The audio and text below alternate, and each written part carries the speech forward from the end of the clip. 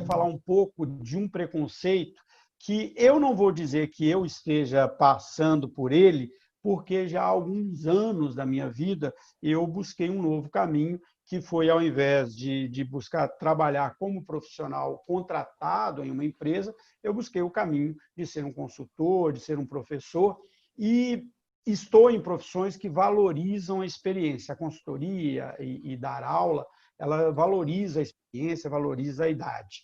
Mas eu vejo e acompanho diversas pessoas que têm a minha idade, hoje eu tenho 50 anos, e desde a época do Movimento Estrela do Mar, lá no LinkedIn, que eu fiz com a minha esposa, Giovana, que, né, a gente conseguiu ajudar ali centenas de pessoas a se recolocar, e com a ajuda de diversas outras pessoas que nos ajudaram também, passando ali pelo evento Somos Mais Que Um, pelos livros que eu publico, pelas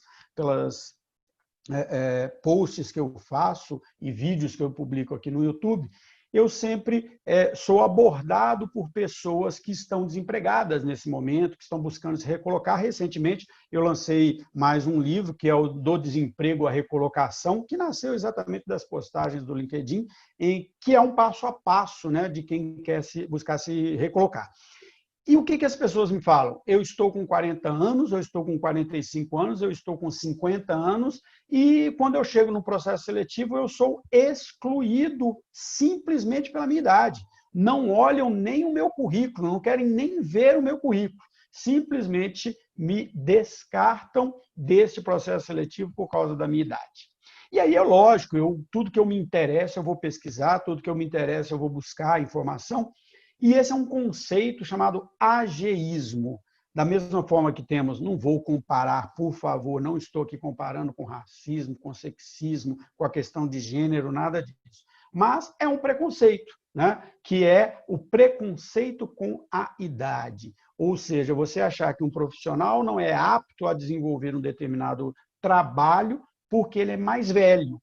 E aí, para mim, já começa de um absurdo total falar que uma pessoa de 40 anos de idade é velha para o mercado de trabalho. A conta que eu sempre faço é, se a pessoa começa a trabalhar com 18 anos, aos 40 anos de idade, ela tem de carreira 22 anos.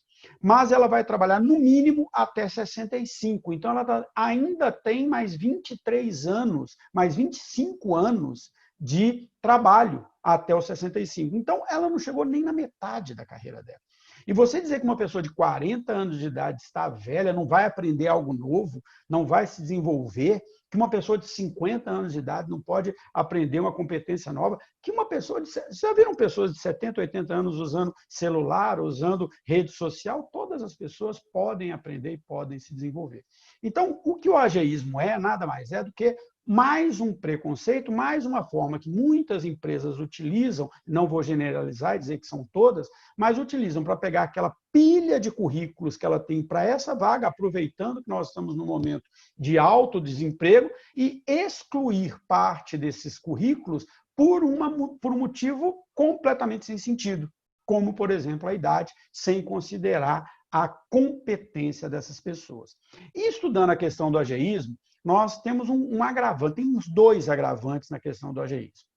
Nós estamos passando no mundo inteiro, principalmente no mundo ocidental, porque o mundo oriental já, de certa forma, já tem um nível de vida, uma expectativa de vida um pouco maior, o Japão já tem uma expectativa de vida um pouco maior, por exemplo, mas, principalmente, Europa, Estados Unidos menos nesse sentido, mas Europa, Brasil, nós temos um aumento da expectativa de vida. Na década de 50 do século passado, a expectativa de vida do brasileiro era de 51 anos. Hoje, em 2020, a expectativa de vida do brasileiro é de 76 anos, média.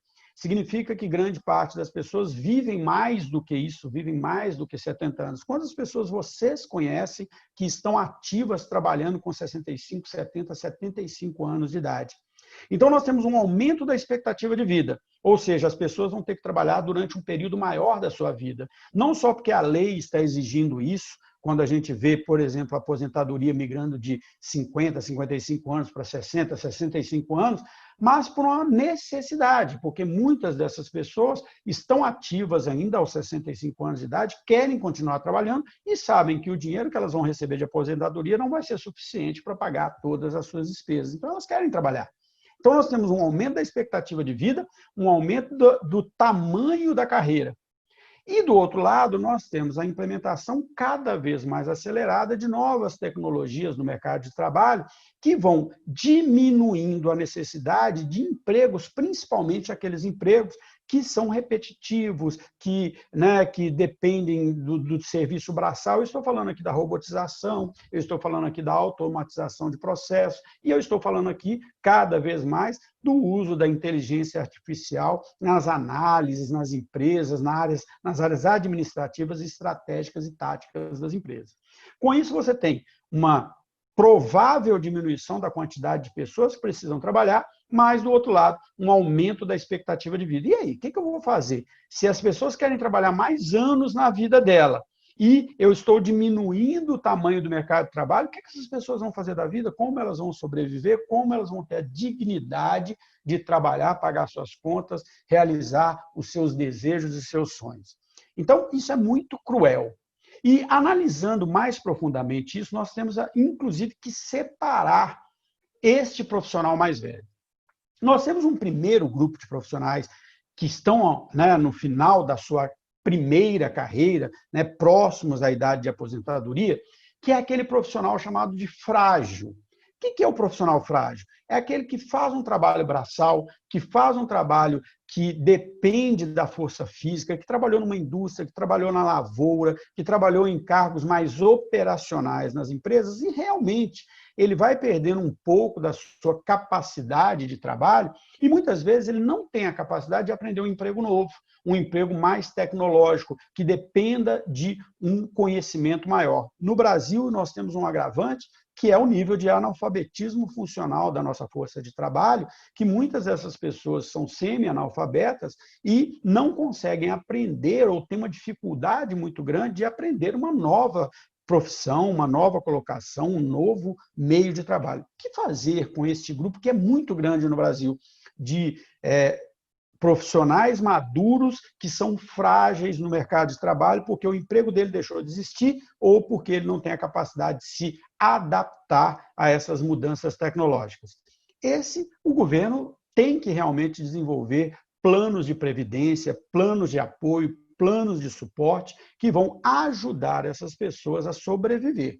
Pensem agora nessa pandemia, a quantidade de profissionais que estão sendo demitidos e que esses empregos não voltarão tão cedo. Como essas pessoas vão sobreviver? Nós temos aí um segundo grupo. Esse segundo grupo é aquele que trabalha hoje no setor de serviço, tem experiência, é uma pessoa que desenvolveu. É muito comum nesse grupo, que eu vou chamar de desatualizado, pessoas de nível gerencial, inclusive.